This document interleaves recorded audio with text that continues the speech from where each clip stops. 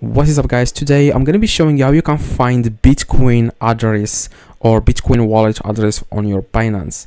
Now, the first thing you need to do, guys, you want to click on wallet and then you want to click on fiat and spot. To get the Bitcoin wallet address, you need to scroll down. After you click on fiat and spot, you need to scroll down and you want to find here Bitcoin, search for it.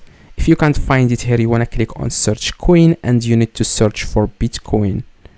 And then you want to click in next to Bitcoin, you want to click on deposit. Okay, in the action section, click on deposit. You want to click on network, select network. You want to select BNB Smart Chain or Bitcoin, and then this is your wallet address. But before you go, you want to make sure you send the person that is going to send you Bitcoin, make sure you tell them that the network is BNB Smart Chain, because if this selects another network, your Bitcoin will be lost. Okay, so hopefully this video helped you. If it does, leave a like and let me know in the comments if you need any help. I reply to every single comment.